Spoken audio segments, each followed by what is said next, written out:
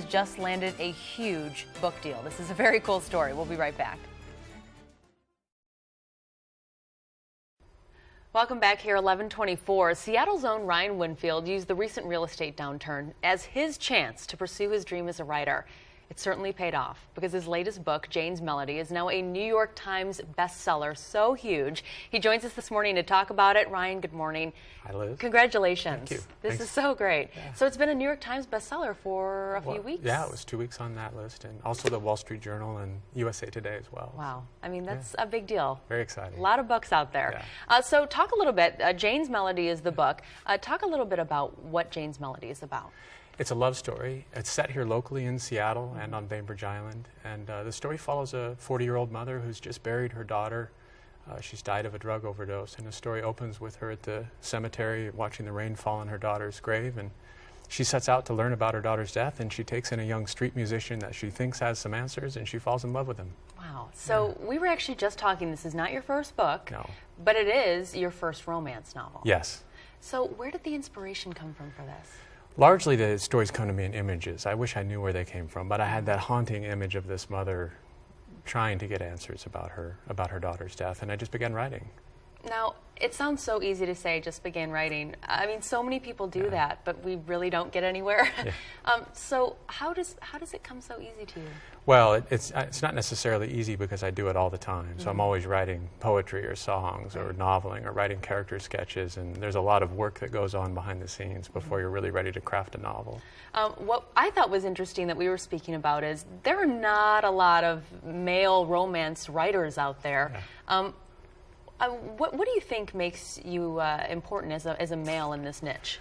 Well, when we first started promoting Jane's Melody, I flew to Orlando, Florida to do a big book signing convention there, and I had my line, several people in my line would come up to me and accuse me of not having written the book. Oh, wow. Which I took as a compliment. They thought it was written by a woman.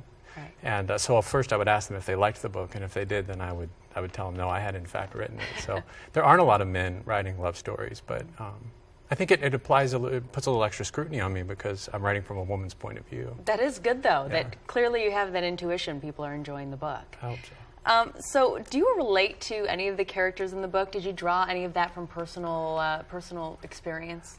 All of them to some degree. I mean, every character is an amalgam of personal experience, people that I've known, my own. I put a lot of my own struggles and, past things into them.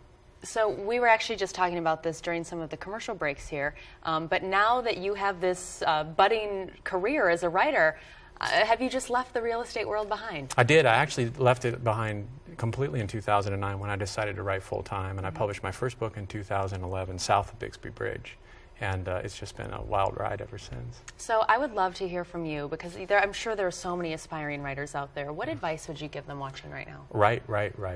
Yeah. Words are free, and there's a saying I like. I don't know who said it, but you can tell a writer because they write.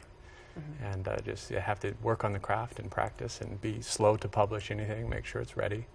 But in this new age of self-publishing with Amazon and the things that they're offering authors to meet an audience, it's the best time to do it if you really want to do it. And you actually had self-published. Yeah. My first book, South of Bixby Bridge, was self-published, sold about 100,000 copies, most of them ebooks in the first year alone.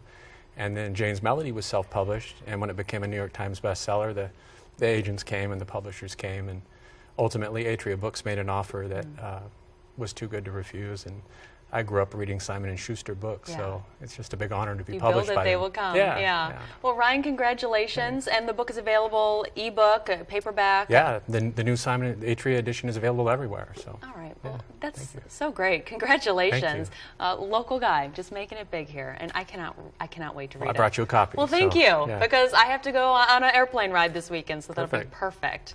You can check out Jane's Melody and ebook, paperback, wherever you want to find it. Ryan, thank you so much. Thanks for having me, Liz. Congratulations. Thank you.